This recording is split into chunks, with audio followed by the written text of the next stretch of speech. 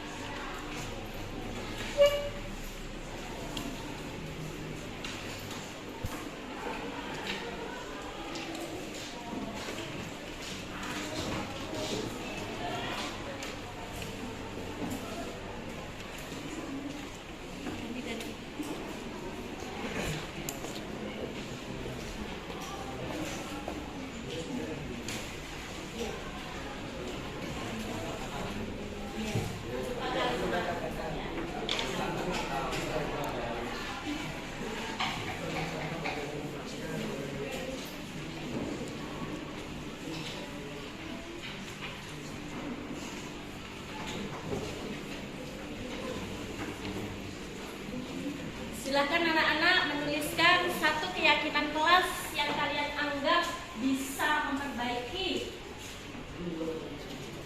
tentang kedisiplinan atau tata tertib yang ada di sekolah ini. Gunakan kata-kata positif untuk membuat keyakinan kelas tersebut.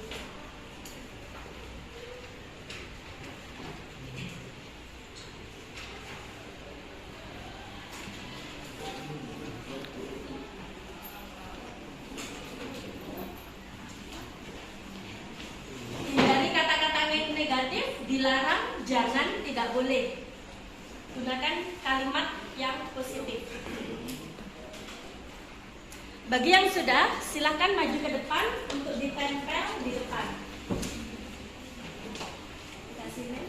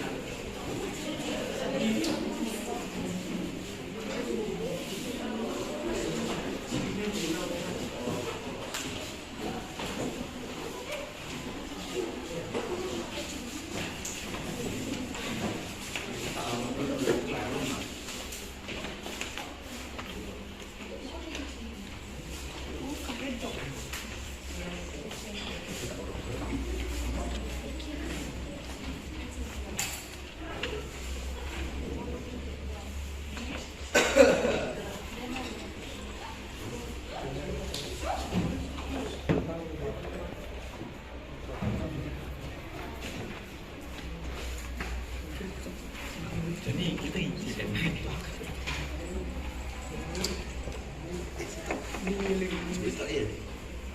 Melas. Kau tak ada dia loh. Fisik loh. Iya. Tidak bisa ini loh.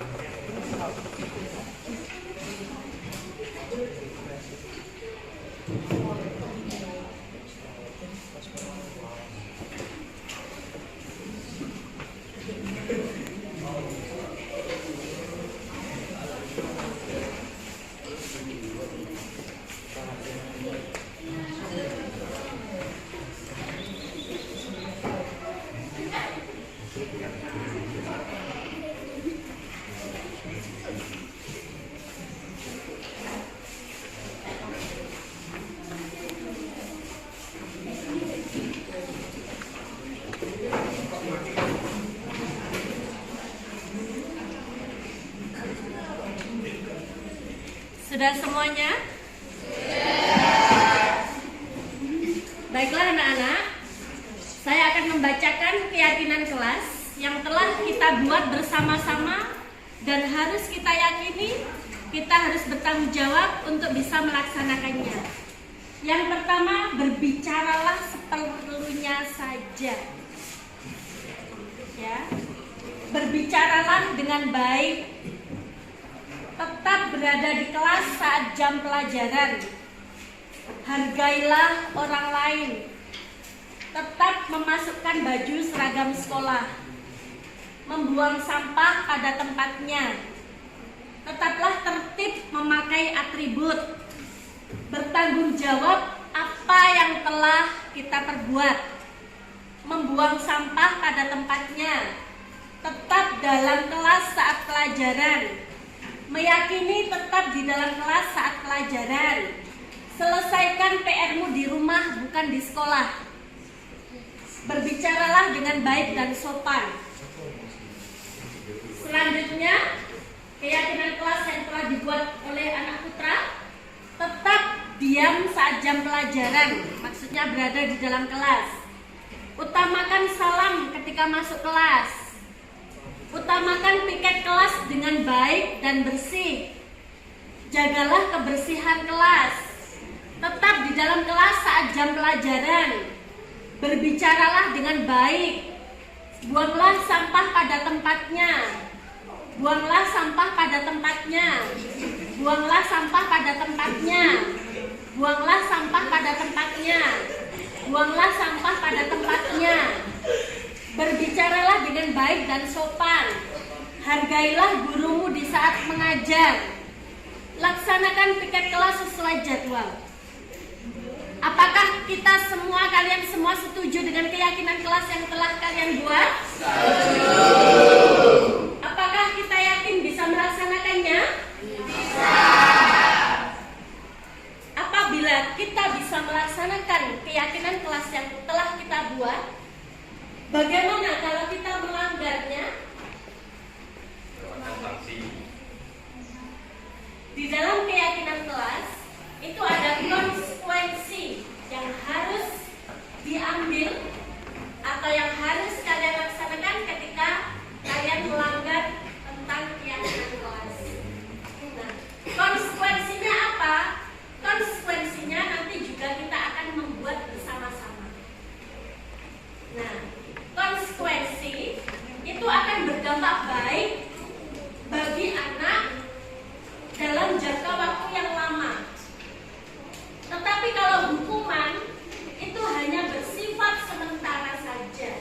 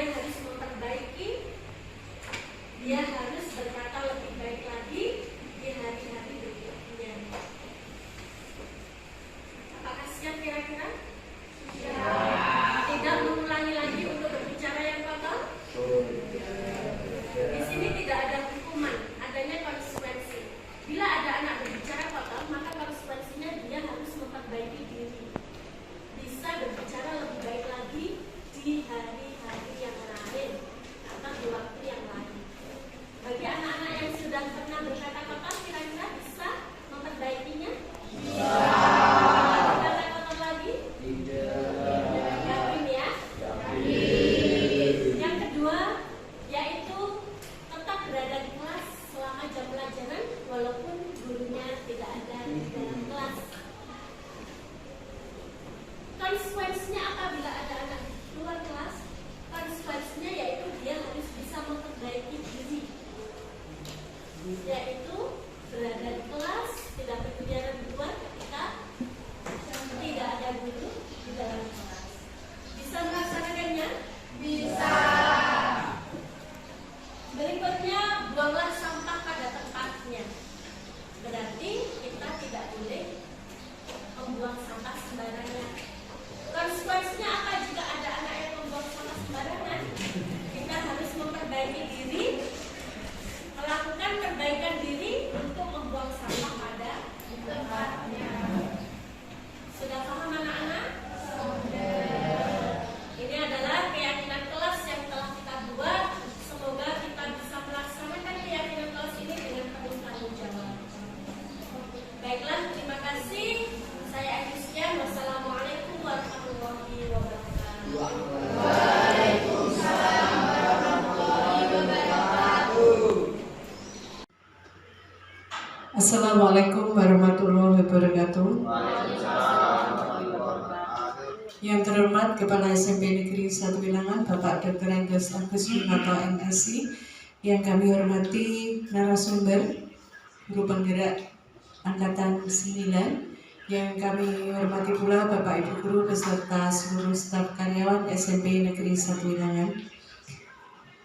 Saat ini kita berkumpul dalam acara diseminasi budaya positif di SMP Negeri 1 Wilangan untuk aksi nyata model 1.4 dari guru penggerak Ibu Nur Khalifah MPDI, dengan susunan acara pembukaan, sambutan KS, kepala sekolah maksudnya, kemudian diseminasi sebagai acara inti, kemudian penutup dan foto bersama. Bapak Ibu, ini nanti tersusun dalam satu acara yang dibatasi oleh durasi waktu. Karena itu nanti kita percepat saja, monggo, dengan acara yang pertama yaitu pembukaan. Marilah kita buka bersama-sama dengan bacaan basmalah. Bismillahirrahmanirrahim. Memasuki acara berikutnya adalah sambutan Kepala SMP Negeri 1 Wilangan Bapak Dr. Andes Agus Winoto MSI. Kepada yang terhormat Bapak Agus Winoto kami persilahkan.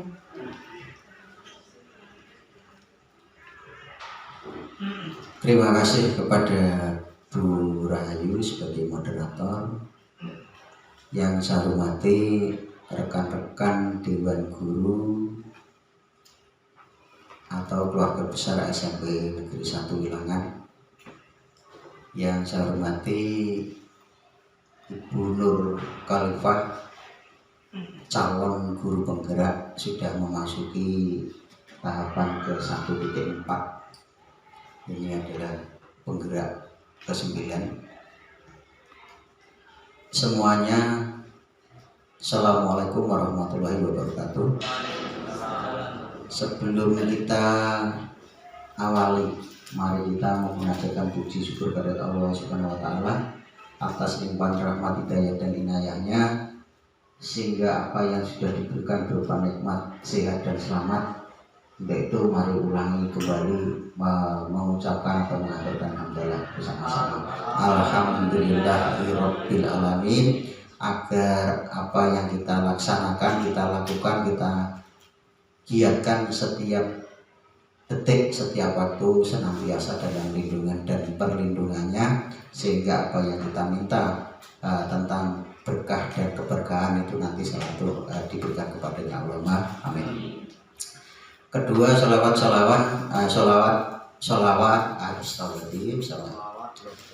dan salam selalu kita aturkan kepada junjungan Nabi besar Muhammad Sallallahu Alaihi Wasallam. Bikalina Allahumma sholli ala sayyidina Muhammad wa ala sayyidina Muhammad, agar dia esok selalu mendapat syafaatnya. Amin.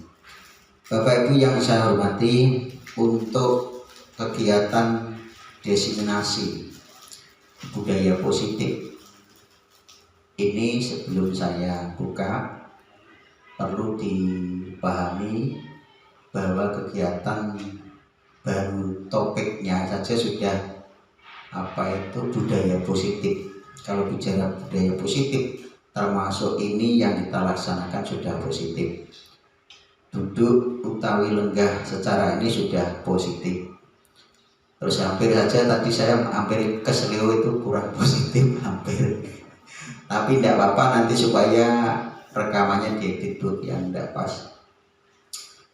Yang berikutnya harapan di modul 1.4 yaitu diseminasi budaya positif nanti, monggo Bu Nur Khalifah, Bu Rahayu, Bu Yesi dan yang lain segera untuk menerapkan pembelajaran ini, sehingga nanti SMP 1 Wilangan tidak akan kalah dengan SMP-SMP yang lain. Allahumma amin. Ini sedikit saya sisipkan, nanti yang longgar setelah selesai ini nanti harapan kami yang sudah alhamdulillah saya mengucapkan terima kasih, ada saudara kita atau rekan kita, adik kita, anak kita, yaitu Mas Muhammad Rizky saat ini di Rumah Sakit Islam, dan saya dengar baru pagi tadi lewat Bu Dewi dan Bu War. Itu nanti yang longgar habis ini 1 jam ke depan, nanti harus 1 jam itu ya, 1 jam terhitung mulai jam 10.20, terakhir nanti berarti 11.20 harus selesai. Nanti yang kiranya longgar monggo pelaturi datang Mas Rizky, yang tidak longgar minimal doanya. Syukur-syukur di sini budaya ini juga positif, ini budaya sosial yang positif. Jadi minimal doanya, yang punya rezeki seadanya dititipkan, dan ini saya hanya menggarisbawahi saja, dan saya yakin bahwa keluarga besar SMP 1 Wilangan tidak perlu saya sarankan, sudah penggali ke sana. Amin. Saya punya keyakinan itu. Oleh itu nanti saya juga mohon izin, saya meninggalkan bisa benar setelahnya. Saya tak mendahului ke Mas Rizky, karena saya juga mengatur waktu sehingga jam 11.04 atau setengah 12 harus sampai di rumah. Terus saya juga izin besok kepada Litbang, waka saya, kaur saya, semuanya tanpa kecuali besok saya juga sama, ini budaya positif. Kalau dulu saya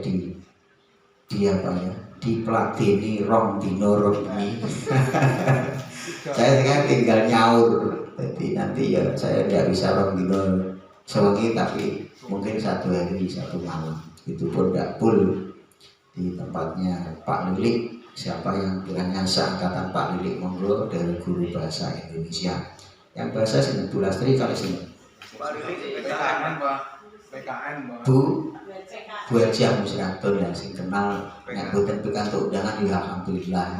Ini kan aku woro-woro. Saya mulai mungkin nanti malam, tapi lihat situasi, tapi yang hari-harinya adalah besok. Yaitu sekali lagi pada teman-teman yang saya aturkan, saya mohon izin, ini berkat kerjasama kita ini selalu kita indahkan. Dan perlu diketahui juga bahwa besok yang izin adalah Bu Mila, juga karena menghormati leluhurnya 40 hari. Bu Dewi sudah. Silakan Bapak Ibu yang kiranya amat-amat penting sekali silakan, tetapi tadi koordinasi nomor 1. Bu Yesi sama juga menghormati leluhurnya. Ini tadi pagi ya suruh masuk, buka-buka enak jadi tak izini, tapi masuk dulu kalau sekalian cek log, terus koordinasi dengan Bu Rahayu dan Pak Mahfud, terus baru silakan berangkat. Protokol nih Bapak ya sudah, tapi beliaunya sadar. Terus itu kiranya yang bisa sampaikan, dan tidak kalah pentingnya Bapak Ibu, saya hanya bisa terima kasih dan terima kasih apa yang sudah panjenengan laksanakan, mulai dari kekompakan kebersamaan termasuk acara-acara MT, dan besok kalau nggak salah besok Minggu itu acara keluarga, yaitu yang dipanggilkan Pak Karno sama Pak Mahfud. Kita diajak ke Trenggalek, jalan-jalan di apa itu Sungai Selatan, Lautan Selatan yaitu.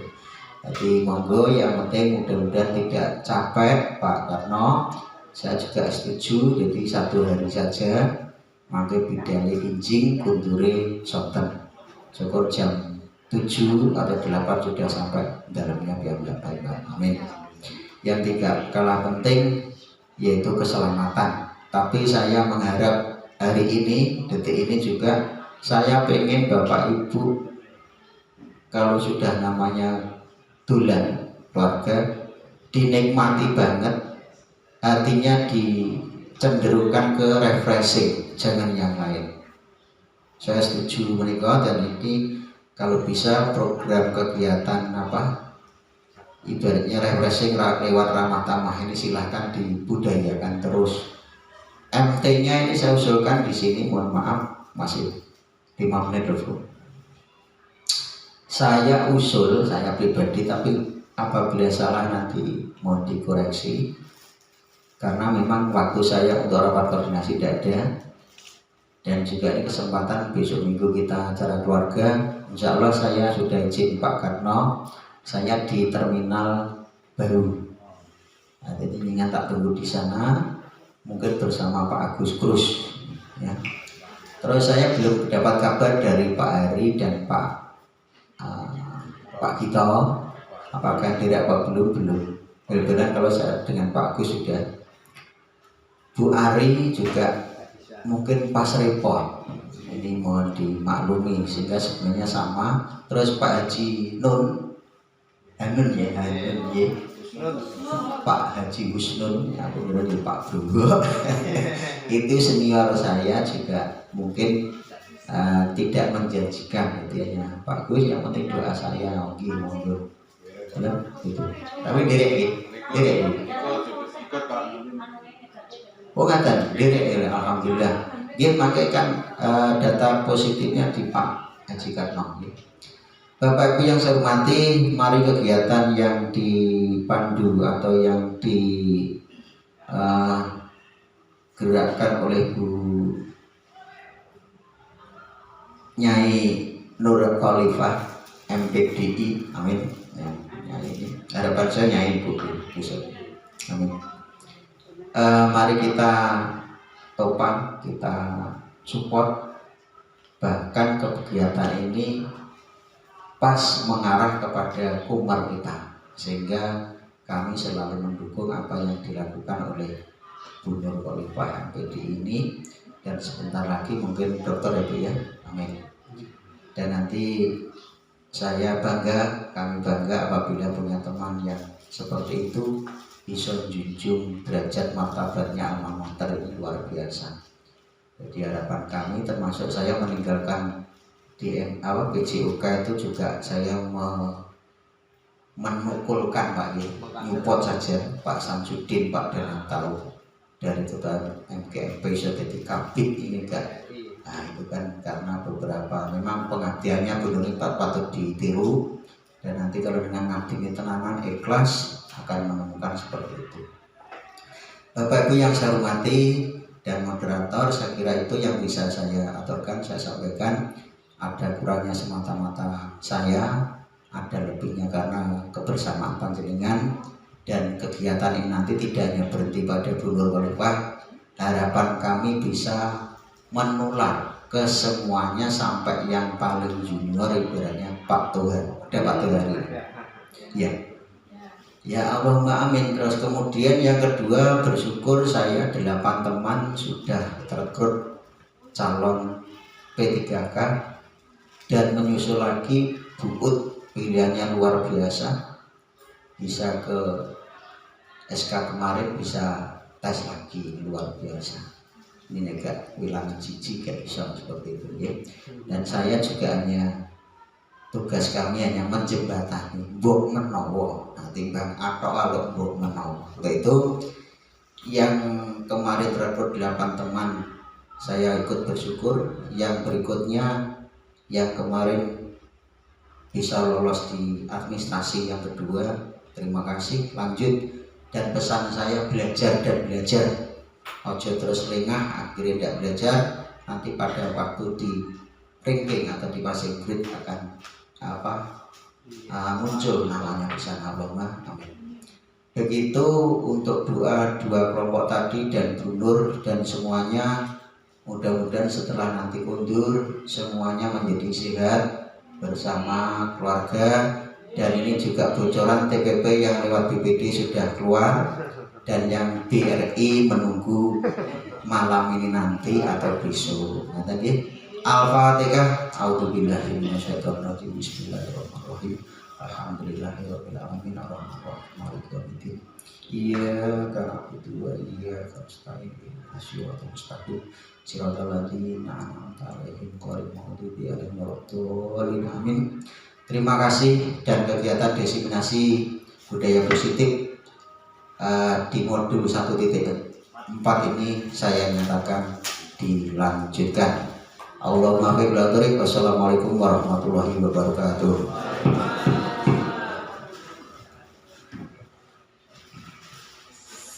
Kedap Pak. Kemudian terima kasih Bapak Kepala Sekolah, dan kami mohon izin untuk merubah acara. Kita foto bersama dulu karena harus ada kepala sekolah. Betul ya Bapak Ibu, sebelum ke Bu Nur kita foto bersama dulu untuk dokumentasi. Monggo secepat mungkin.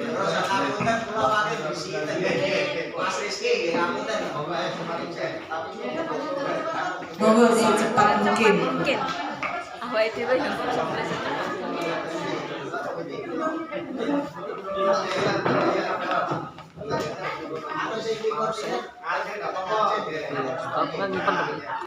Demikian Bapak Ibu, monggo kita lanjutkan dengan acara berikutnya, yaitu acara inti aksi nyata modul 1.4 diseminasi budaya positif oleh Ibu Nur Khalifah MPDI. Kepada Bu Nur kami persilahkan, monggo. Terima kasih Bu Rahayu. Bismillahirrahmanirrahim. Assalamualaikum warahmatullahi wabarakatuh. Yang terhormat Bapak Kepala SMP Negeri 1 Wilangan, Bapak DRS Agus Winoto MSI. Yang kami hormati Bapak Ibu Guru beserta staf karyawan SMP Negeri 1 Wilangan. Alhamdulillah hari ini kita bisa bersilaturahim thalabul ilmi dalam acara diseminasi budaya positif di SMP Negeri 1 Wilangan Nganjuk untuk pemenuhan tugas pendidikan guru penggerak angkatan 9 aksi nyata modul 1.4 oleh saya Nur Khalifah SPDI MPDI, calon guru penggerak angkatan 9 dari SMP Negeri 1 Wilangan Kabupaten Nganjuk, Jawa Timur. Bapak Ibu yang saya hormati, selama 6 bulan ke depan, saya mengikuti program pendidikan guru penggerak akan didampingi oleh pengajar praktik, yaitu Ibu Maya Kartika Ayuwindra dan Ibu Fasilitator, Ibu Sawitri Mardiah dari Kabupaten Malang.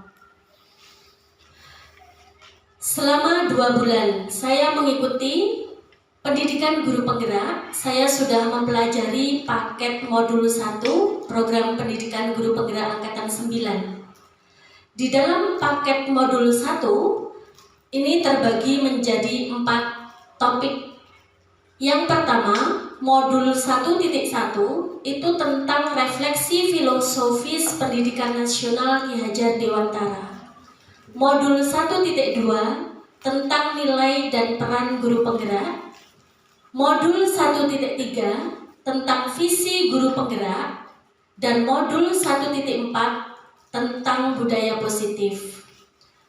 Pada kesempatan kali ini, saya akan menjelaskan masing-masing bagian dari modul 1.1, 1.2, 1.3, dan 1.4 karena semua materi ini berkaitan yang nanti ujungnya akan menjadi budaya positif di sekolah.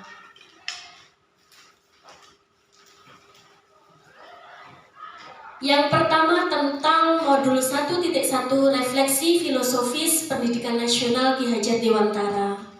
Terdiri dari berbagai macam topik. Yang pertama asas pendidikan Ki Hajar Dewantara, dasar-dasar pendidikan yang menuntun, kodrat alam dan kodrat zaman, serta tentang budi pekerti. Jadi menurut Ki Hajar Dewantara, beliau ini membedakan antara pengajaran dengan pendidikan. Pengajaran itu merupakan proses pendidikan dalam memberikan ilmu atau berfaedah untuk kecakapan hidup anak secara lahir dan batin. Sedangkan pendidikan itu memberikan tuntunan terhadap segala kekuatan kodrat yang dimiliki oleh anak, agar dia mampu mencapai keselamatan dan kebahagiaan yang setinggi-tingginya, baik sebagai manusia maupun sebagai anggota masyarakat. Ini yang perlu kita pahami Bapak Ibu, bahwa sesungguhnya pendidikan ini adalah proses menuntun anak-anak. Kemudian, pendidikan dan pengajaran menurut Ki Hajar Dewantara itu merupakan usaha persiapan dan persediaan untuk segala kepentingan hidup manusia, baik dalam hidup bermasyarakat maupun hidup berbudaya, dalam arti yang seluas-luasnya. Pendidikan ini adalah tempat persemaian benih-benih kebudayaan di dalam masyarakat. Jadi Ki Hajar Dewantara ini memiliki keyakinan bahwa untuk menciptakan manusia Indonesia yang beradab, maka pendidikan menjadi salah satu kunci utama untuk mencapainya. Pendidikan itu dapat menjadi ruang berlatih dan bertumbuhnya nilai-nilai kemanusiaan yang dapat diteruskan atau diwariskan. Kemudian, pendidikan dan pengajaran itu berguna untuk memerdekakan manusia sesuai dengan slogan kurikulum merdeka, yaitu ada merdeka belajar dan merdeka mengajar. Karena memang inti dari pendidikan dan pengajaran itu adalah untuk memerdekakan manusia. Maksudnya apa? Manusia merdeka itu manusia yang bisa hidup lahir dan batin tidak tergantung pada orang lain, akan tetapi bersandar atas kekuatan diri sendiri.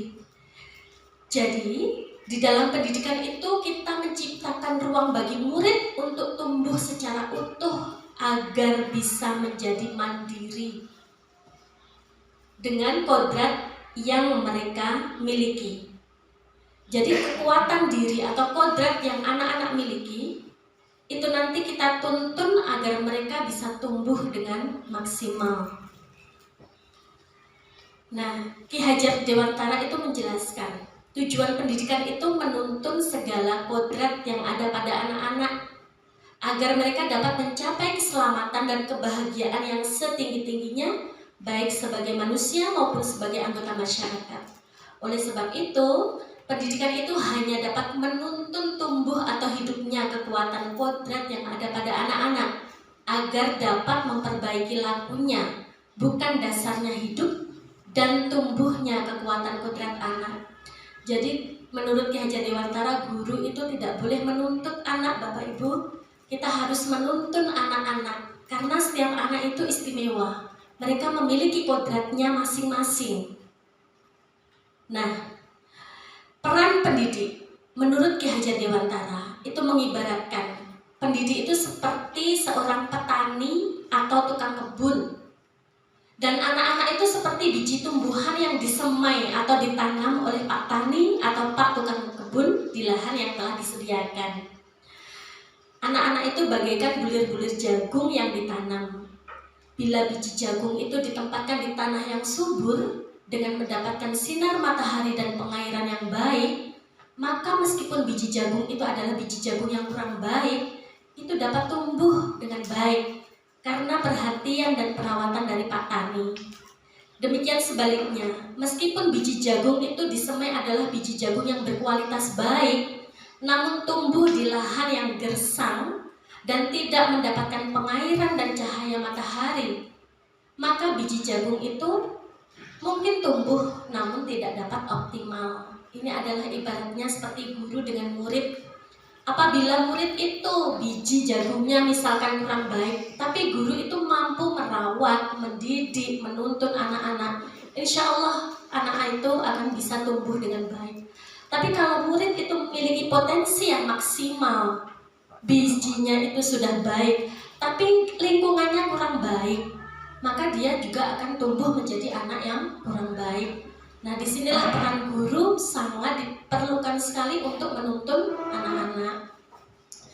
Nah, di dalam pendidikan itu, pendidik memiliki peran sebagai pamong dalam memberikan tuntunan dan arahan kepada anak-anak agar tidak kehilangan arah dan membahayakan dirinya. Jadi, dalam proses merdeka belajar, itu anak-anak diberi kebebasan. Namun, guru itu tetap harus memandu anak-anak, harus tetap mengarahkan anak-anak agar mereka tidak kehilangan arah. Dan guru bertanggung jawab untuk mengajarkan anak-anak hidup di masyarakat. Kalau selama ini kita mengenal teori tabula rasa, bahwa anak itu bagaikan kertas kosong yang guru itu bisa menggambar di kertas kosong tersebut, maka teori itu sekarang sudah tidak berlaku, Bapak Ibu. Teori yang berlaku sekarang, anak-anak itu lahir sudah memiliki garis-garis yang samar-samar, dan guru tugasnya menebalkan garis-garis tersebut. Kita kembali ke tujuan tadi, yaitu menuntun kodratnya anak-anak.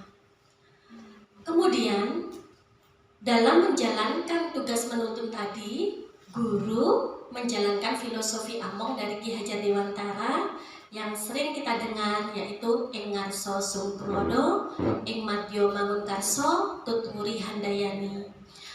Ing ngarsa sung tulodo maksudnya guru itu mampu menjadi teladan, memimpin, contoh kebajikan, patut ditiru atau baik untuk dicontoh oleh orang lain, baik perbuatannya, kelakuannya, sifatnya, dan lain sebagainya. Ing madya mangunkarsa, guru itu harus mampu memberdayakan, menyemangati, membuat orang lain memiliki kekuatan, kemampuan, tenaga, akal, cara, dan sebagainya demi memperbaiki kualitas diri mereka. Jadi guru itu harus mampu memberikan motivasi kepada anak-anak. Dan tutwuri handayani, itu guru mampu mendorong, memelihara, memprovokasi kebajikan serta kualitas produk positif lain agar orang lain mampu untuk bertumbuh dan maju. Ini yang harus kita terapkan di dalam menuntun anak-anak, yaitu menjalankan filosofi among dari Ki Hajar Dewantara. Nah, di dalam menuntun anak-anak kita juga harus memperhatikan kodrat alam dan kodrat zaman. Kalau kodrat alam itu berkaitan dengan latar belakang anak-anak. Jadi guru harus memahami karakteristik anak-anak supaya kita mampu untuk mendidik atau menuntun anak tersebut. Kemudian sesuai kodrat zaman. Sekarang zamannya sudah misalkan di era digital, era teknologi. Kita tidak boleh ketinggalan di dalam melakukan penyesuaian terhadap kemajuan zaman. Tetapi kita juga harus tetap melihat nilai-nilai kearifan lokal sosial budaya yang ada di daerah sekitar. Jadi budaya sopan santun, toleransi itu tetap harus kita utamakan walaupun zamannya seperti sekarang ini. Berikutnya tentang budi pekerti. Ki Hajar Dewantara itu menjelaskan bahwa keluarga itu menjadi tempat yang utama dan paling baik untuk melatih pendidikan karakter bagi anak. Keluarga merupakan tempat bersemainya pendidikan yang sempurna bagi anak untuk melatih kecerdasan budi pekerti. Keluarga juga merupakan sebuah ekosistem kecil untuk mempersiapkan hidup anak dalam bermasyarakat dibanding institusi pendidikan lainnya. Jadi untuk pendidikan karakter, budi pekerti, itu keluarga yang menjadi faktor pengaruh paling besar. Berikutnya yaitu interpretasi filosofi pendidikan Ki Hajar Dewantara. Nanti bisa kita lihat setelah pemaparan materinya selesai, karena materinya banyak sekali. Kita lanjutkan di materi modul 1.2 tentang nilai-nilai dan peran guru penggerak.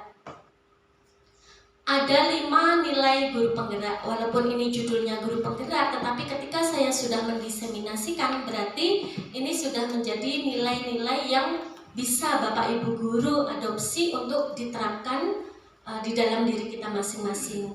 Yang pertama yaitu berpihak pada murid, yang kedua reflektif, yang ketiga mandiri, yang keempat kolaboratif, serta yang kelima inovatif. Berpihak pada murid ini sudah dibahas tadi di modul 1.1, yaitu tentang filosofi pemikiran Ki Hajar Dewantara, di mana pendidikan itu selalu mengutamakan kepentingan murid. Jadi segala keputusan yang diambil guru itu harus didasari oleh semangat untuk memberdayakan dirinya serta memanfaatkan aset atau kekuatan untuk menyediakan suasana belajar dalam proses pembelajaran yang positif.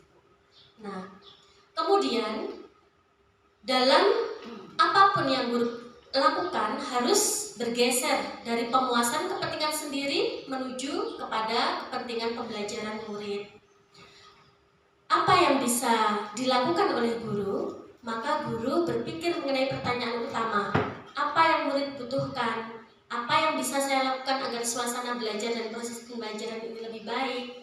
Ini adalah hal-hal yang bisa dilakukan bagaimana guru itu bisa memiliki nilai berpihak pada murid. Yang kedua, mandiri. Mandiri di sini menggambarkan semangat guru untuk terus belajar sepanjang hayat. Ini juga berarti guru itu harus senantiasa memampukan dirinya sendiri dalam melakukan aksi serta berkenaan mengambil tanggung jawab dan turun tangan dalam melakukan perubahan. Yang ketiga, masih yang kedua, mandiri. Guru harus mampu merencanakan dan melakukan perbaikan diri sehingga menguasai dan ahli dalam bidang apapun untuk membawakan perubahan yang berpihak pada murid. Ini nilai yang harus dimiliki oleh guru, yaitu mandiri. Berikutnya reflektif. Reflektif itu bagaimana kita bisa melakukan refleksi, menggali kekurangan yang ada pada diri kita.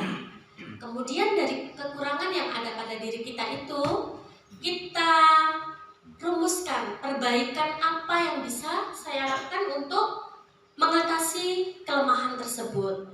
Nah, jadi kita harus selalu melakukan refleksi atau kita meminta penilaian dari rekan sejawat, dari murid, kekurangan yang kita miliki di dalam proses pembelajaran sehingga kita bisa mampu lebih baik lagi untuk melakukan proses pembelajaran yang berpihak pada murid. Yang ketiga, kolaboratif.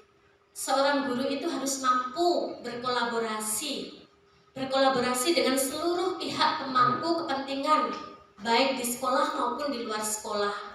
Karena apa? Dalam mewujudkan profil pelajar Pancasila, guru itu akan banyak bertemu sekali pihak yang mampu mendukung pencapaian profil pelajar Pancasila tersebut. Jadi guru diharapkan mampu mengkomunikasikan kepada semua pihak mengenai pentingnya keberpihakan pada murid. Guru yang menjiwai nilai kolaboratif itu mampu membangun rasa saling percaya dan saling menghargai, serta mengakui dan mengelola kekuatan serta perbedaan peran tiap pemangku kepentingan di sekolah, sehingga tumbuh semangat saling mengisi dan saling melengkapi, dan semangat pembelajaran tim. Berikutnya yaitu inovatif. Guru yang inovatif senantiasa menghasilkan gagasan segar dan tepat guna, serta memperkuat semangat kreasi dan pemberdayaan aset di sekolah untuk mencapai visi bersama. Nah, tadi nilainya ada 5, sekarang perannya yang bisa dilakukan oleh guru penggerak dan semua Bapak Ibu guru. Yang pertama, menjadi pemimpin pembelajaran. Bagaimana bisa memimpin pembelajaran yang berpihak pada murid. Yang kedua, menjadi coach bagi guru lain. Kita saling berbagi. Ini menjadi coach bagi guru lain. Mendorong kolaborasi. Kita senantiasa selalu bekerja sama dan berkolaborasi. Kemudian mewujudkan kepemimpinan murid atau student agency dan menggerakkan komunitas praktisi. Kemarin saya mendapatkan tugas untuk membuat komunitas praktisi dan saya kemarin melaporkan untuk tim P5. Salah satu komunitas praktisi yang di situ berkolaborasi untuk merancang pembelajaran yang berpihak pada murid. Itu Bapak Ibu. Dan nanti bisa kita isi tim praktisi itu dengan kegiatan-kegiatan lain yang lebih berdampak atau bermanfaat. Kita lanjutkan ke modul 1.3 tentang visi guru penggerak. Nah, kemarin untuk visi guru penggerak itu ditanya imajinasi atau impian tentang murid di masa depan. Kira-kira Bapak Ibu itu memiliki impian murid di masa depan itu seperti apa? Saya yakin semuanya pasti ingin memiliki murid yang berkarakter, semuanya memiliki adab, memiliki sopan santun. Nah, ini saya juga seperti itu Bapak Ibu. Murid yang saya impikan itu adalah murid yang memiliki karakter profil pelajar Pancasila. Ada 6 dimensi. Nah, di dalam impian kita itu bisa kita rumuskan menjadi sebuah visi sekolah. Dan visi itu kita rancang dengan menggunakan paradigma atau pendekatan inquiry apresiatif. Apa itu paradigma inquiry apresiatif? Jadi untuk dapat mewujudkan visi sekolah impian dan melakukan proses perubahan, perlu dilakukan pendekatan. Pendekatan ini dipakai sebagai alat untuk mencapai tujuan. Inquiry apresiatif itu dikenal dengan pendekatan manajemen perubahan yang kolaboratif dan berbasis kekuatan. Jadi di sini kita mengembangkan nilai-nilai kolaborasi dan memiliki aset apa sekolah ini untuk bisa menuju sekolah impian. Memanfaatkan aset-aset yang ada di sekolah sebagai sumber kekuatan. Ini adalah paradigma inquiry apresiatif. Jadi pendekatan ini percaya bahwa setiap orang di lembaga atau suatu organisasi itu memiliki potensi, memiliki inti positif yang dapat memberikan kontribusi pada keberhasilan. Jadi dengan menggali kekuatan yang ada di lembaga sekolah itu diharapkan bisa mewujudkan visi sekolah. Kemarin saya sudah merumuskan untuk visi sekolahnya, tapi bisa dirubah, ya. Terwujudnya peserta didik yang beriman dan bertakwa kepada Tuhan Yang Maha Esa, berakhlak mulia, cerdas, mandiri, terampil, dan berkebinekaan global. Ini masih terlalu panjang sekali, karena memang ini impian sekolah ke depan itu seperti ini. Tapi untuk merumuskan visi, itu kita bisa melalui tahapan bagja, yaitu buat pertanyaan utama, ambil pelajaran, gali mimpi, jabarkan rencana, dan atur eksekusi. Nah, kita masuk ke materi modul 1.4 yaitu budaya positif. Materi ini sangat banyak sekali, yaitu terdiri dari 6 konsep inti. Yang pertama disiplin positif dan nilai-nilai kebajikan universal. Yang kedua teori motivasi, hukuman, penghargaan, dan restitusi. Yang ketiga keyakinan kelas atau sekolah. Yang keempat kebutuhan dasar manusia. Yang kelima, 5 posisi kontrol guru dan segitiga restitusi di dalam menyelesaikan masalah. Ini adalah materi baru Bapak Ibu. Jadi materi ini diluncurkan oleh Kemendikbud di dalam program pendidikan guru penggerak agar bisa diterapkan di sekolah masing-masing. Dan ini juga merupakan materi yang harus kita pahami bersama untuk bisa mewujudkan budaya positif di sekolah. Yang pertama yaitu tentang teori kontrol. Ini ada sedikit permainan ya Bapak Ibu. Kita butuh waktu 30 detik saja. Anda dan teman Anda akan melakukan kegiatan cobalah buka. Anda adalah A. Tugas Anda adalah mengepalkan salah satu tangan Anda. Coba Anda bayangkan bahwa Anda menyimpan sesuatu yang sangat berharga di dalam kepalan tangan Anda. Anda perlu menjaga benda tersebut sekuat tenaga Anda karena begitu pentingnya untuk kehidupan Anda. Nah, tugasnya yang B, rekan Anda, coba segala cara untuk membuka kepalan tangan Anda. Teman Anda itu boleh membujuk, menghardik, mengintimidasi, memarahi, menggoda, mengkritik, bahkan menawari Anda uang agar bersedia membuka kepalan tangan. Ini coba kita praktekkan 30 detik saja dengan teman sebangku. Bisa enggak membujuk dengan apapun agar temannya membuka kepalan tersebut? Ada yang bisa Bapak Ibu? Enggak mau. Iya. Belum ya, gue abang-abang belum ya. Gue abang-abang belum.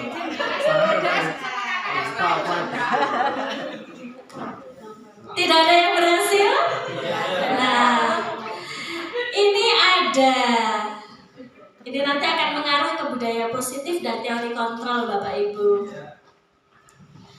Apakah Anda atau B membuka kepalan tangan Anda? Tadi membuka enggak? Mengapa alasannya? Karena ada sesuatu yang penting. Ada sesuatu yang penting. Nah, yang kedua, apakah Anda atau B menutup kepala Anda? Tadi menutup terus? Ya. Mengapa alasannya? Menjaganya agar tidak lepas ya. Nah, dalam kegiatan ini sesungguhnya siapa yang memegang kendali atau kontrol untuk membuka atau menutup kepala tangan Bapak Ibu? Yang punya tangan. Diri sendiri. Itulah nanti kita mengarah ke teori kontrol perilaku manusia yang digagas oleh Dr. William Glasser. Jadi Dr. William Glasser ini meluruskan beberapa miskonsepsi tentang makna kontrol. Selama ini kita mungkin berilusi Bapak Ibu. Ilusi atau kita berhayal ya. Sesuatu yang tidak nyata. Yang pertama apa? Ilusi guru mengontrol murid. Pada dasarnya, guru itu tidak dapat memaksa murid untuk berbuat sesuatu jikalau murid tersebut memilih untuk tidak melakukannya. Ini Bapak Ibu, walaupun tampaknya guru sedang mengontrol perilaku murid, hal demikian terjadi karena murid mengizinkan dirinya untuk dikontrol. Saat itu bentuk kontrol guru menjadi kebutuhan dasar yang dipilih murid tersebut. Nah, teori kontrol menyatakan bahwa semua perilaku itu memiliki tujuan, bahkan terhadap perilaku yang tidak disukai. Jadi kalau ada murid melakukan sesuatu, kok guru itu memaksa murid dan murid nurut, itu sebenarnya hanyalah ilusi, ya. Ilusi. Sebenarnya murid itu tidak ada kemauan untuk dipaksa, kecuali kalau murid itu memang benar-benar tumbuh dari motivasi intrinsiknya. Yang kedua, ilusi bahwa semua penguatan positif itu efektif dan bermanfaat. Selama ini kita mungkin menganggap bujukan atau penguatan positif, segala usaha yang mempengaruhi murid untuk mengalami sesuatu perilaku tertentu itu usaha untuk mengontrol murid. Dalam jangka waktu tertentu, kemungkinan murid tersebut akan menyadarinya dan mencoba untuk menolak bujukan kita, atau bisa jadi murid tersebut menjadi tergantung pada pendapat sang guru untuk berusaha. Yang ketiga, ilusi bahwa kritik dan membuat orang merasa bersalah itu dapat menguatkan karakter. Nanti ada posisi kontrol guru. Jadi menggunakan kritik dan rasa bersalah untuk mengontrol murid menuju pada identitas gagal. Mereka belajar untuk merasa buruk tentang diri mereka. Mereka mengembangkan dialog diri yang negatif. Kadangkala sulit bagi guru untuk mengidentifikasi bahwa mereka sedang melakukan perilaku ini. Karena seringkali guru cukup menggunakan suara halus untuk menyampaikan pesan negatif. Nah, kadang kita memarahi anak walaupun nadanya halus, tapi itu kesannya negatif Bapak Ibu. Nah, ini akan membuat anak itu merasa bersalah. Kemudian, ilusi bahwa orang dewasa memiliki hak untuk memaksa. Sebenarnya guru itu tidak bisa memaksa murid. Banyak orang dewasa yang percaya bahwa mereka itu memiliki tanggung jawab untuk membuat murid-murid melakukan hal-hal tertentu. Apapun apapun yang dilakukan dapat diterima selama ada sebuah kemajuan berdasarkan sebuah pengukuran kinerja. Nah, pada saat itu pula orang dewasa akan menyadari bahwa perilaku manusia tidak efektif untuk jangka waktu panjang. Nah, ini tentang stimulus respon dan teori kontrol. Saya lanjutkan untuk mana disiplin positif. Sebenarnya disiplin positif itu bagaimana kita bisa menumbuhkan dorongan motivasi intrinsik pada diri murid untuk melakukan disiplin. Jadi, disiplin positif itu bagaimana anak bisa melakukan motivasi intrinsik. Nah, ini materinya sangat besar sekali, sangat banyak. Nanti saya lewati, saya lanjutkan tentang 5 kebutuhan dasar manusia. Jadi setiap anak yang melakukan sesuatu hal itu pasti memiliki tujuannya. Nah, tujuan apa yang dilakukan oleh anak? Ini sebentar saja Bapak Ibu. Teori motivasi, hukuman, dan restitusi. Nah, jadi di dalam motivasi, hukuman, dan restitusi, guru itu memiliki 5 posisi kontrol, yaitu sebagai penghukum, kemudian sebagai pembuat merasa bersalah, kemudian sebagai teman, pemantau, dan manajer.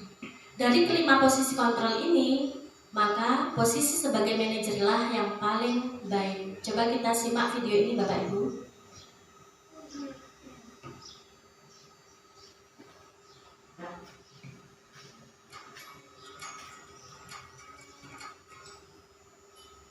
Sangat bahagia Ibu dan Bapak guru hebat.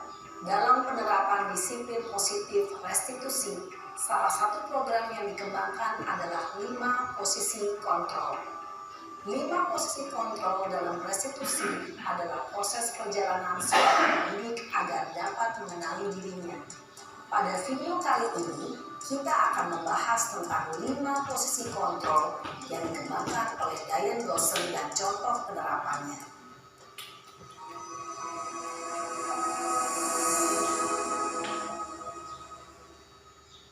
5 posisi kontrol itu adalah 1. Posisi penghukum, 2. Posisi pembuat merasa bersalah, 3. Posisi teman, 4. Posisi pemantau atau monitor, dan 5. Posisi manajer. Untuk lebih memahami kelima posisi tersebut, mari kita saksikan kasus Naren yang terlambat hadir 20 menit di sekolah dan melihat bagaimana kelima posisi kontrol dalam menghadapi masalah tersebut.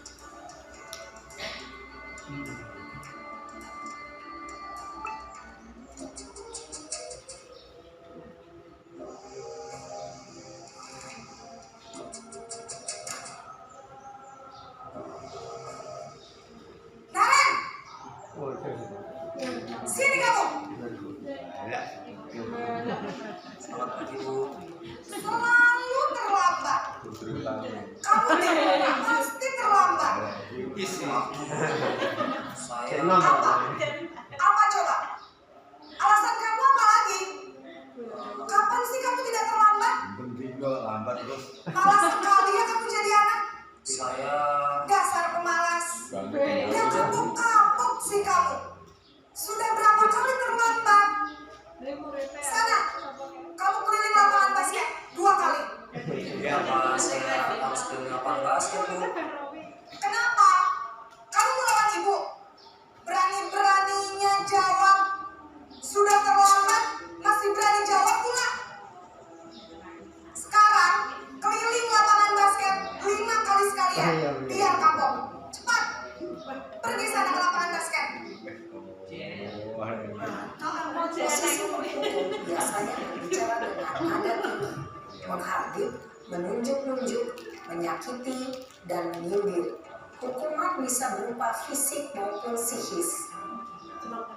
Ibu dan Bapak guru hebat, dampak yang terjadi pada murid ketika guru berada pada posisi penghukum adalah murid cenderung akan memberontak, bahkan menyimpan dendam.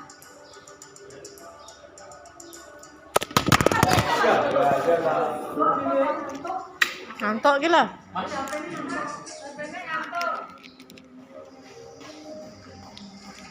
Ya, Bu.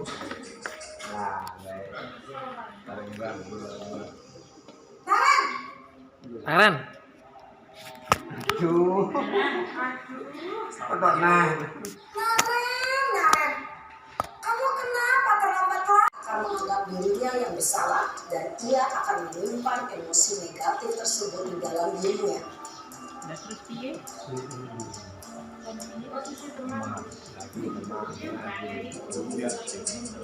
Panjane ngolokne.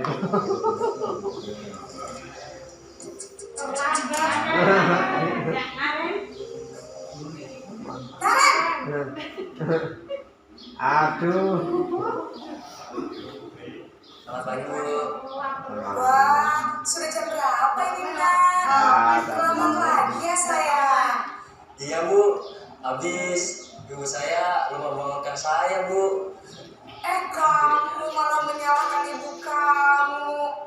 Kamu bukannya anak yang larinya paling kencang. Kok terlambat sih? Iya Bu, saya memang terlambat bangun tadi. Jadi biarpun saya lari kencang, tetap gak kekejar Bu. Ya sudah sana. Nanti lain kali larinya lebih kencang lagi ya. Biar gak terlambat lagi. Bikin senang ibu. Demi ibu. San? Bisa lah Bu. Ya sudah sana masuk kelas. Ibu beresin urusan absen kamu. Kamu ini ada-ada saja. Dalam posisi teman, guru berbicara dengan nada suara ramah, akrab, cenderung bersenda gurau untuk menjaga suasana tetap santai. Murid akan merasa senang, aman, dan akrab dengan guru. Identitas yang tercipta adalah identitas sukses atau berhasil. Namun, perlu diingat, karena ini masih dorongan eksternal, maka ada faktor ketergantungan dari murid kepada orang tertentu. Di sini, guru absennya, sehingga di lain waktu, murid bisa berperilaku baik, namun hanya kepada orang-orang tertentu saja.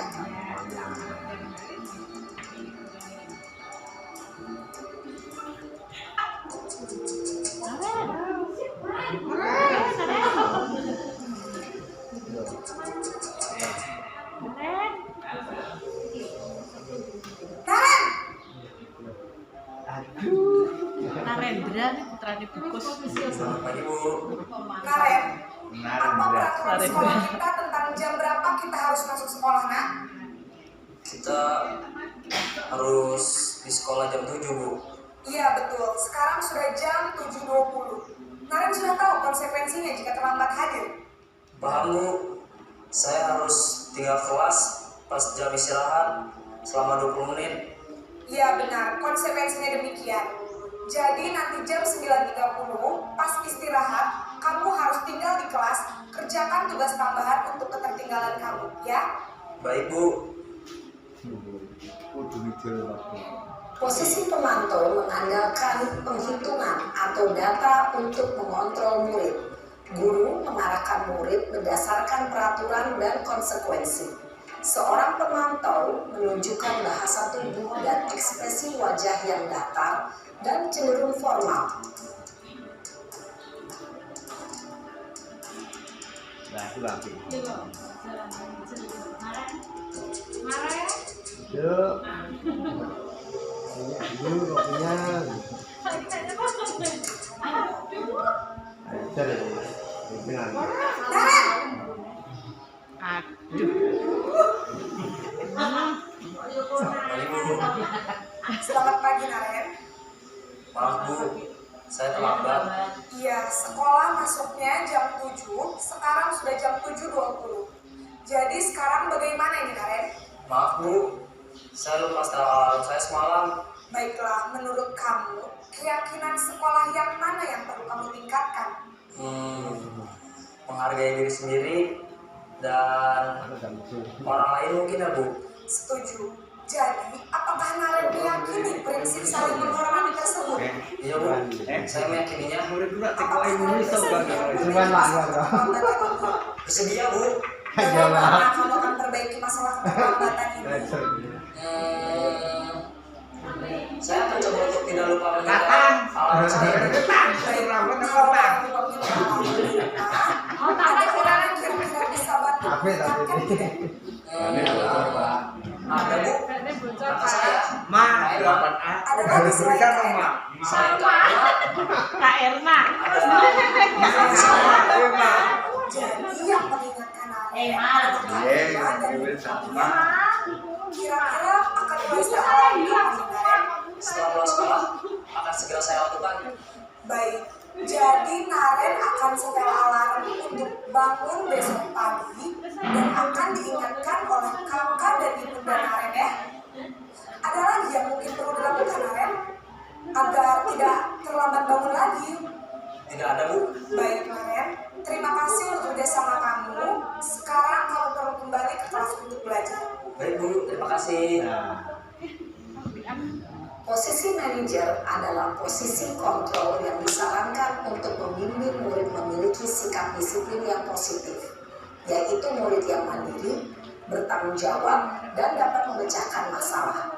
Tujuan dari posisi ini adalah agar murid dapat berefleksi atas tindakannya. Guru akan dengan tulus memberikan pertanyaan-pertanyaan bermakna, sehingga membuat murid dapat belajar dari kesalahannya dan mencari sebuah solusi untuk menyelesaikannya. Ibu dan Bapak guru hebat, setelah mengamati adegan kelima posisi kontrol tadi, kira-kira posisi mana yang paling ideal? Posisi mana yang dapat menunjang motivasi intrinsik murid? Ya, tentu posisi manajer. Posisi ini memang posisi ideal yang ingin dituju setiap pendidik. Pada posisi inilah, guru dapat menerapkan disiplin positif yang berpihak pada murid, yang memerdekakan murid. Perjalanan seorang pendidik tentunya tidak mudah untuk sampai pada posisi seorang manajer. Namun, tujuan kita pasti, yaitu menciptakan murid-murid yang mandiri, merdeka, dan bertanggung jawab. Semoga penggambaran 5 posisi kontrol yang telah diperlihatkan ini dapat menjadi ajang refleksi bagi kita semua, agar dapat terus mengasah dan menerapkan disiplin positif yang memerdekakan murid. Mari terus berlatih dan bersemangat. Selamat menerapkan.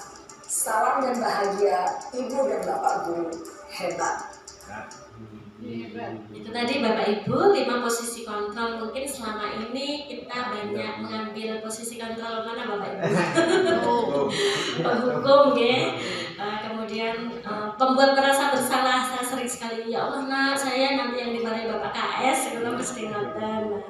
Kemudian untuk menyelesaikan masalah ini yang terakhir Bapak Ibu, menggunakan segitiga restitusi. Apabila ada anak bermasalah, maka kita menyelesaikannya dianjurkan untuk menggunakan segitiga restitusi. Nah, bagaimana prakteknya di kelas untuk segitiga restitusi? Nanti kita akan melihat langkah-langkahnya, menstabilkan identitas, kemudian validasi tindakan yang salah, dan menanyakan keyakinan kelas. Nanti di sini untuk ini yang terakhir Bapak Ibu, materi terakhir, bagaimana memecahkan masalah.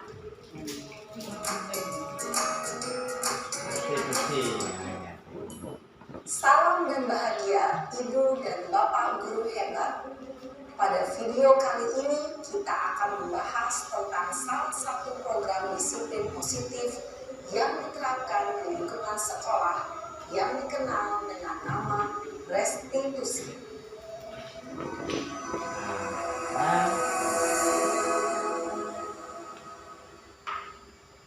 Restitusi dikembangkan oleh pakar pendidikan dari Boston, berlandaskan pada teori kontrol Dr. William Glasser. Segitiga restitusi adalah suatu proses dialog yang dijalankan oleh guru atau orang tua agar dapat menghasilkan murid yang mandiri dan bertanggung jawab. Pada saat guru berposisi manajer, aspek yang dikembangkan pada murid adalah motivasi intrinsik, sehingga penanaman nilai-nilai kebajikan dapat tumbuh dan berkembang menjadi suatu kebiasaan positif yang akhirnya membentuk karakter murid. Proses dialog ini terdiri dari 3 langkah yang digambarkan pada ketiga sisi pada segitiga restitusi. Sisi pertama adalah menstabilkan identitas. Sisi yang kedua adalah validasi tindakan yang salah. Dan sisi yang ketiga adalah menanyakan keyakinan. Ibu dan Bapak Guru, berikut ini akan ditunjukkan bagaimana seorang guru berada dalam posisi manajer menggunakan penerapan segitiga restitusi.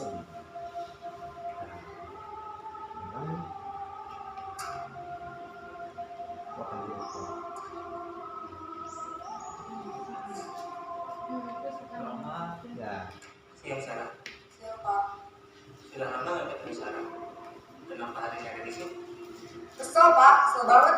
Masa aku dikatain tukang fitnah, Pak? Ya aku marah lah.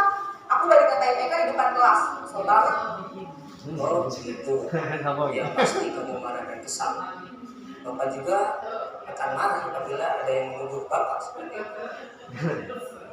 Kemudian pada saat itu kamu mau melakukan apa? Ya saya langsung matain Eka lah, Pak. Kesel banget. Saya bentak-bentak dia di depan teman-teman lain. Oh begitu. Pasti kamu melakukan seperti itu karena suatu alasan tertentu, bukan? Iyalah, masa saya diam saja, Pak? Ya saya bela diri lah. Masa saya dituduh tukang fitnah? Ya wajar lah. Mempertahankan harga diri itu sesuatu yang penting buat kamu. Untung kamu tidak berbagi gambaran, hanya membentak-bentak. Iya, Pak. Untung saya masih bersabar dan hanya membentak saja. Sudah gemes padahal, saya pasti bela diri lah. Ya pasti ya. Tapi kamu memilih untuk tetap bertahan dan bersabar. Kamu memilih untuk tidak berbuat lebih parah lagi, bukan? Iya. Nah, sekarang coba kita lihat lagi tindakan kamu yang bentak-bentak Eka di kelas. Tindakan kamu itu kira-kira sesuai dengan keyakinan kelas atau prinsip kamu tidak? Enggak lah, Pak. Capek, Pak, jadi pemarah. Jadi keyakinan atau prinsip mana yang kurang sesuai dengan keinginan kamu? Ya, saya sebenarnya sangat menghargai orang lain. Mungkin saat itu saya menjadi emosi, jadi tidak menunjukkan sikap itu. Kamu meyakini tidak? Menghargai orang lain itu penting buat kamu. Yakinlah, Pak. Iya, setuju. Kita harus saling menghargai. Namun, ada juga keyakinan yang kita sepakati yang perlu kita jalankan apabila kita sedang marah, kan? Ya, saya bisa lebih proaktif, mulai dengan diri sendiri. Saya bisa jadi lebih sabar, mengambil waktu jeda untuk berpikir mau apa selanjutnya. Kira-kira kamu bersedia memperbaiki masalah ini tidak? Bersedia, Pak. Kalau kamu memperbaiki masalah ini, kamu akan menjadi orang seperti apa? Saya akan menjadi orang yang bertanggung jawab kali ya, Pak. Dan senantiasa proaktif. Iya, menurut kamu bagaimana rasanya menjadi orang seperti itu? Ya nyaman lah, bangga bisa bersabar dan menahan diri. Baiklah kalau begitu. Yuk kita pikirkan bagaimana memperbaiki masalah ini. Ini Bapak Ibu, alhamdulillah materi terakhir tentang segitiga restitusi dalam menyelesaikan masalah. Jadi intinya di dalam budaya positif kita bisa menerapkan disiplin positif dengan cara menumbuhkan motivasi internal. Kemudian dengan teori hukuman penghargaan sebaiknya kita hindari untuk memberikan hukuman kepada anak-anak karena akan menimbulkan anak yang memiliki jiwa pendendam. Kemudian kita membuat keyakinan kelas atau sekolah dengan cara apa? Membuat peraturan yang dibuat bersama-sama dengan anak menjadi keyakinan kelas. Tadi saya sudah mempraktekkan di kelas 8A, videonya juga sudah saya buat. Tapi karena waktunya sudah tidak cukup, maka tidak saya tayangkan. Keyakinan kelasnya saya tempel di kelas. Kemudian kebutuhan dasar manusia dalam melakukan suatu hal. Dan 5 posisi kontrol guru. Sebaiknya sebagai guru kita mengambil posisi sebagai manajer, bukan sebagai penghukum atau pembuat rasa bersalah dan yang sebagainya. Kita juga sama-sama belajar Bapak Ibu. Kemudian menyelesaikan masalah dengan segitiga restitusi. Ini Bapak Ibu sementara diseminasi tentang materi yang sudah saya pelajari selama mengikuti pendidikan guru penggerak ini mulai dari modul 1.1 sampai sampai modul 1.4 tentang budaya positif di sekolah. Mungkin sebelum saya tutup ada yang ditanyakan Bapak Ibu? Sampun, pas nggih. Terima kasih Bapak Ibu atas bantuan dan kerjasamanya. Semoga menjadi ilmu yang manfaat barokah. Amin. Saya akhiri sekian. Wassalamualaikum warahmatullahi wabarakatuh. Waalaikumsalam warahmatullahi wabarakatuh.